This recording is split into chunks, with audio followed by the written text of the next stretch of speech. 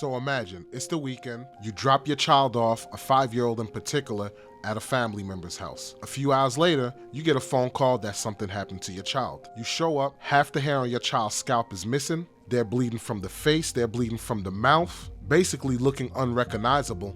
On top of that, they're bleeding from their private parts. What was done to her was inhumane, so it made me think like it wasn't no more human decency left. It's questions like, what do they go through in their household? That attack has united the community. I got a 3-year-old and a 4-year-old, and I can just feel for her. Just seeing her hurt, it hurt me. So just to show support for real. So sorry your baby had the experience. Thank you. I appreciate it. You know what I'm saying? And I don't know you, but I'm praying for you. This, ladies and gentlemen, is exactly what a mother by the name of Antavia Kennebrew experienced out of Cleveland, Ohio. This is Matter of Opinion. I'm your boy, Walls P. Let's talk about it. It's a matter of opinion. If I'm right, I'm leaving off for now to go outside, putting chores and obligations on our part. I saw my daughter unrecognizable. Kennebrew says she dropped her daughter off with a family member on September 13th. Somehow, the 5-year-old got outside. The next thing the mother knows, her little girl is being treated by paramedics. The police report is heavily redacted, but it states the 5-year-old was found in the fetal position in a field under a quarter-mile away from the residence. A witness told the responding officer that they saw 3 juveniles take the 5-year-old girl to the field and attack her. Investigators later found evidence and the girl's clothing in the field, and according to the police report, video evidence and ring camera footage were also recovered. It does not state whether any witnesses intervened or attempted to stop the attack. Her hair was scalped from her head. She had bruises and blood all over her body. Her eyes was filled with blood. Her lips and mouth was filled with blood. Her nails had dirt, debris of dirt stuck in it. I want her to just to be somewhat of a normal 5-year-old again. It's just heartbreaking. How is she now? She's struggling mentally and behaviorally. She say things that she never said before. More violent, more suicidal things. The bubbly 5-year-old. And I know she was not there no more. That is so evil, was. In a statement, the department confirmed that the Sex Crimes and Child Abuse Unit is actively investigating a case involving multiple children under the age of 10, both as victims and as suspects. I want to get justice for my daughter. I want them to know how serious this is, the pain that she endured and how it changed our life forever. I want them to take it serious. I want everybody to look at it as if this was their kid. What was done to her was inhumane, so it made me think like it wasn't no more human decency left. If you see anything and it doesn't look right to you, say something about it, because that could have stopped what happened to my daughter if somebody spoke up and say, you know, if they stopped. So just speak up. That 5-year-old that they're talking about, Moon Gang, is Amari Jones. Now, this video did no justice of what actually happened to this 5-year-old girl. See, it was 3 of those kids, a 10-year-old girl, a 9-year-old boy. They didn't disclose the age of the third party, but it was definitely a little boy. That 10-year-old girl is the one that played the major role, the significant role of leading her to that secluded area. When they got to that secluded area, she hit her with a rock, dead in her face. Then they pursued to strangle her.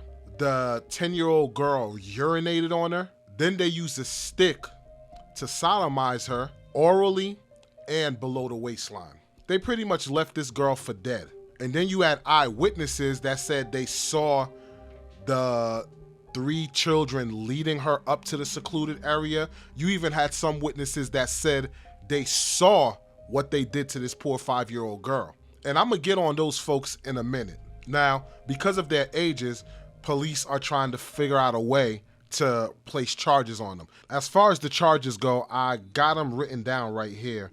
They'll be facing attempt of murder, rape, felonious assault, kidnapping, and strangulation. Now these kids, they better be charged as adults. plenty of time in the past we have seen that kids that are 9, 10 years old did something and they're charged as an adult. So these kids better be charged as an adult. And their parents need to be held accountable also, because for these kids to have the wherewithal to think of doing something this egregious, where did you learn this from? What are your parents allowing you to have access to? And I get it.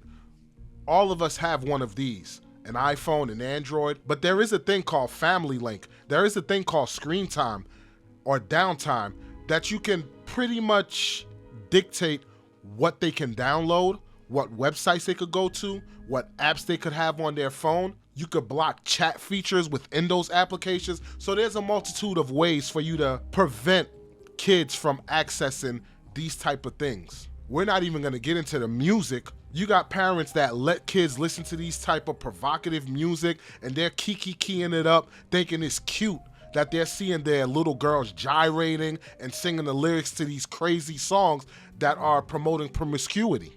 Pound town, let's go pound town. What's Pound Town?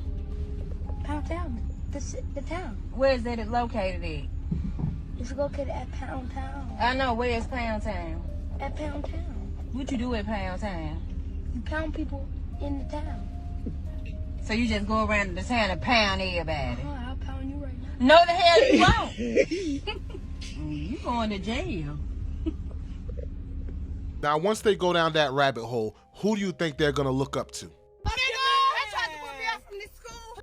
Bless me. I'm coming back around that bitch. I don't want me in that. That's why I'm finna cause a riot. Nobody called the police. So look, so this school put me. I came up here, got you. Try to talk to the kids, get them the word of the day. They gonna put me all on me. Tell me I smell like weed. Watch this. They ain't finna hop down on that. Oh, smack that ball. So in my book, the parents should be held just as liable, because if you start holding these parents accountable, guess what? They're gonna do their diligence to make sure that they shield their kids or put guardrails up so that they can't just access any and everything on the internet. Because at the end of the day, some things kids shouldn't be exposed to. You should be worried about playing Candy Crush, Roblox.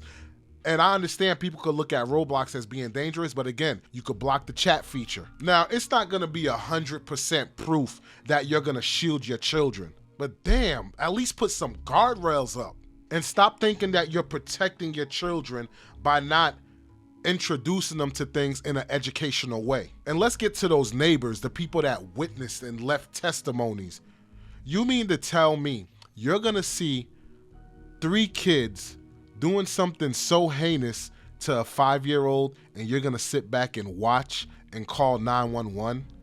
I could understand if you saw adults doing something. Hey, you don't know what kind of weapon they might have on them or whatever the case may be. But you're talking about a 5-year-old. What is there to fear about children that's gonna stop you or go protect a 5-year-old that you know they're doing some evil things to this 5-year-old?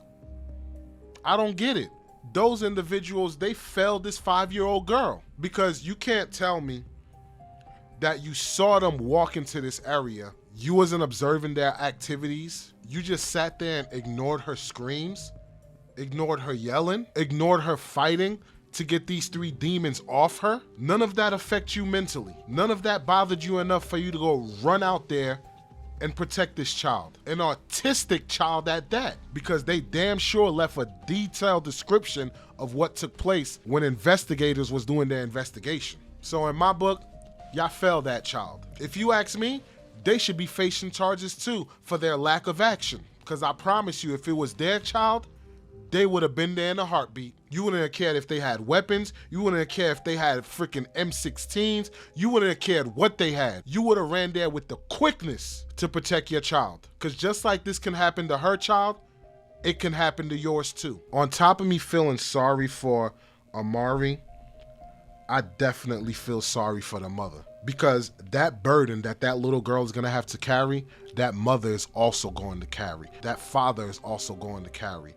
Relatives are also going to carry. Friends are also going to carry. And I know the question that people are going to ask is, Why would you drop this child off at a relative's house if that relative could possibly be unreliable or let an autistic child wander out on their own? The reason she took the child to a family member's house is because she had a doctor's appointment. Even with that said, what does it matter if she's dropping off her child at a cousin's house? That's what we do as parents. We don't deprive our children or our kids from spending time with their cousins or with their aunties and uncles. So for those trolls who are trying to make something of it, miss me with all that. Now, I do have a problem with the family members for not keeping their eye on Amari and actually letting her wander out into the street and nobody knew where she went. As an adult, the minute you decide that you want to take the responsibility of watching somebody else's child or a family member, you do your diligence to make sure that that child is not out of sight and out of mind. You signed up for that responsibility. So in a way, they're responsible. You're kind of an accomplice to what happened to this little girl. And if charges were bestowed upon them, you wouldn't get no argument from me. Because this isn't something that a 5-year-old can just bounce back from. For you to penetrate a 5-year-old with a stick, leaving her bleeding, and then to thrust that same stick down her throat, leaving her bleeding. And you know she fought like hell because she had dirt under her nails, like deep under her nails, man. So you know she fought like hell. On top of that, she's autistic. And this hits home for me because my youngest is autistic, 4 years old. So I could only imagine what her parents are going through. I could only imagine what she's going through. It's gonna take years and years of therapy to attempt to have a life of normalcy. And the crazy thing about it is that because of their actions, if she was to go down a dark path later in life, it wouldn't be her fault. Could you blame her? And I'm praying that that's not the case. But if it did, could you blame her? I mean, we're talking about a 5-year-old. Hell, I wouldn't want this to happen to a grown adult. Now, granted their age, I do believe in second chances, and I do believe in second chances in general anyway. But after you serve your time, after you suffer your consequences, because they have to pay for what they did. They have to set a precedence so that going forward, this doesn't happen and it deter other kids from even having a thought of doing something like this. There has to be significant consequences. I'm sorry. Now, the family has set up a GoFundMe. If you want to donate to that GoFundMe, the link will be in the description. The money's not going to resolve what happened to this poor young girl, but it's definitely going to help. It's going to help with the therapy. It's going to help with medical bills because it's going to be a long road to recovery. And my prayers is going to be for that family. This one hit home, Mood Gang, and it made my blood boil when I saw this. I said, I got to deep dive into this. And I gotta make a video about it. Let me hear your thoughts in the comment section because I would love to hear your take on this one. As updates continue to roll out, we're gonna stay on top of this one and inform you guys. So definitely subscribe to the channel, click that notification bell so that you could be notified for more content like this. That's gonna do it for this episode of Matter of Opinion. And if you wanna see our other videos covering true crime, click the cards that just popped up. I'm your boy Walls P, and I'll catch you on the next one. Peace. It's a matter of opinion.